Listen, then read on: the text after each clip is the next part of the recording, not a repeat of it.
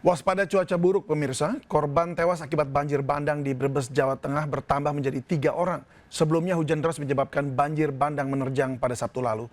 3 bangunan rumah warga di bantaran sungai pun dilaporkan roboh.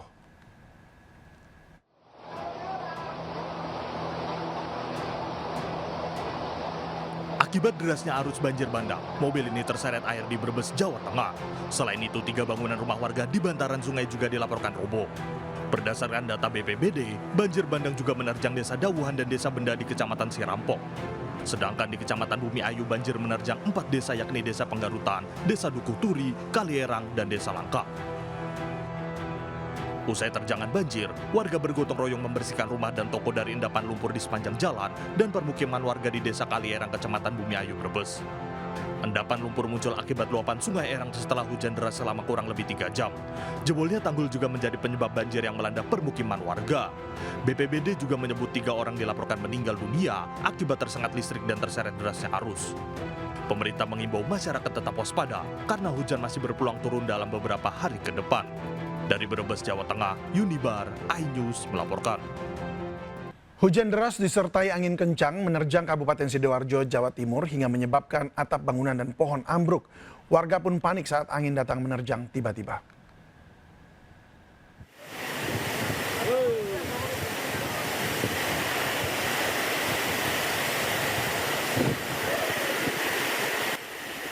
Hujan deras disertai angin kencang menerjang kawasan Waru, Kabupaten Sidoarjo, Jawa Timur. Kencangnya angin bahkan membuat atap sebuah bangunan warung kopi di Desa Kepuh Kiriman tiba-tiba ambruk. Ya Allah, ya Allah. Awas, awas, listrik. Awas, listrik. Pelan-pelan, jangan panik, pelan. Awas, listrik. Para pengunjung pun langsung panik menyelamatkan diri guna menghindari tertimpa reruntuhan atap bangunan. Hujan dan angin kencang yang melanda wilayah Sidoarjo juga merobohkan sejumlah pohon dan bangunan rumah milik warga. Atap genting bangunan pun berserakan diterjang angin. Dari Sidoarjo, Jawa Timur, Yoyo Agusta, iNews melaporkan. Tragis, sebuah perahu karet yang digunakan 7 mahasiswa Politeknik Negeri Indramayu terbalik di Sungai Cimanuk, Kabupaten Indramayu, Jawa Barat. 5 orang selamat, sementara 2 orang lainnya masih dalam pencarian. Kejadian perahu karet arem jeram. Inilah detik-detik perahu karet yang ditumpangi 7 mahasiswa Politeknik Negeri Indramayu Polindra mengalami kecelakaan saat melakukan rafting di Sungai Cimanuk, tepatnya di sekitar Bendungan Karet Bangkir, Kecamatan Loh Bender, Kabupaten Indramayu. Terlihat perahu terombang-ambing akibat derasnya arus sungai. Tak lama kemudian, perahu karet terbalik setelah menerabas arus deras. Warga sempat berteriak memperingatkan agar mereka tidak melanjutkan perjalanan. Warga pun berupaya mengevakuasi satu persatu mahasiswa. Proses evakuasi berlangsung dramatis. Dari ke-7 mahasiswa, 5 orang berhasil selamat, sementara 2 orang lainnya masih belum ditemukan. Hingga kini tim SAR gabungan masih melakukan pencarian 2 mahasiswa yang tenggelam di Sungai Cimanuk. Dari Indramayu, Jawa Barat, Toh Iskandar melaporkan. Perang dan pemberantasan penyelundupan pakaian bekas serta makanan dan minuman ilegal terus dilakukan. Patroli gabungan Angkatan Laut pun kembali menyergap 2 kapal kargo impor Indonesia dari Malaysia di perairan Asahan, Sumatera Utara.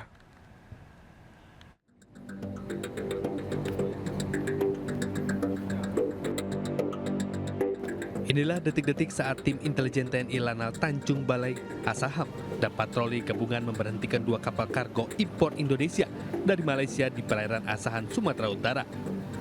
Saat diperiksa, petugas menemukan ratusan karung balpras, pakaian bekas dari Malaysia yang diselundupkan para pelaku.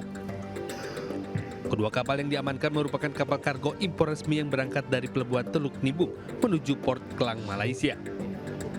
3 orang awak kapal langsung diamankan petugas dan ditetapkan sebagai tersangka. Kerugian negara diperkirakan mencapai 1,5 miliar lebih. Total keseluruhan ada sebanyak 156 karung pakaian bekas dan 200 kotak berbagai produk makanan dan minuman ilegal. Barang bukti langsung diserahkan ke Bea Cukai guna penyidikan. Dari Asahan, Sumatera Utara, Ulil Amri, iNews melaporkan. Pemberantasan kampung narkoba terus agresif demi selamatkan anak bangsa. Informasinya akan hadir usai jeda berikut ini. Tetap bersama kami di Seputar Ayu Siang.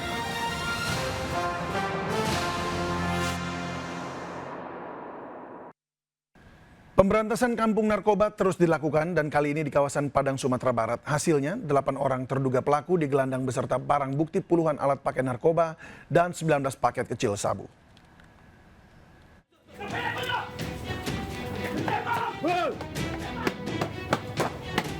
Tim gabungan polisi melakukan penggerebekan ke lokasi kampung narkoba di daerah Purus Atas, Kelurahan Rimbo Kaluang, Kecamatan Padang Barat, Kota Padang. Sejumlah pria yang diduga sebagai pengguna dan bandar narkoba ini pun kocar-kacir melarikan diri saat digerebek petugas.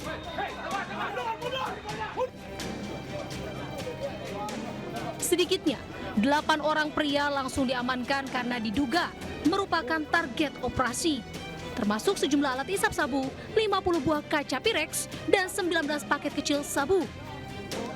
Penggerebekan dilakukan karena banyaknya laporan dari masyarakat yang telah resah dengan peredaran narkoba di lokasi tersebut. Kedelapan terduga pelaku menjalani pemeriksaan di kantor BNNP Sumbar. Dari 8 orang yang diamankan, 7 diantaranya positif menggunakan narkoba setelah dilakukan tes urin. Dari Padang, Sumatera Barat, Budi Sunandar melaporkan. Pemirsa, apa jadinya jika Anda dikenakan tarif jasa ojek hingga 1 juta rupiah? Nah, hal inilah yang terjadi oleh warga Luwu Utara, Sulawesi Selatan yang terpaksa membayar jasa ojek jutaan rupiah gara-gara infrastruktur jalan yang tidak memadai.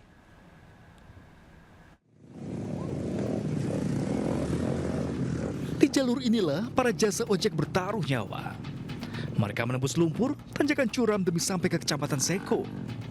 Tidak hanya mengantar penumpang, mereka juga jadi penghubung kehidupan bagi warga yang bermukim di dataran tinggi, seperti mengirimkan bahan makanan, bahan bangunan, bahan bakar minyak hingga kebutuhan lainnya.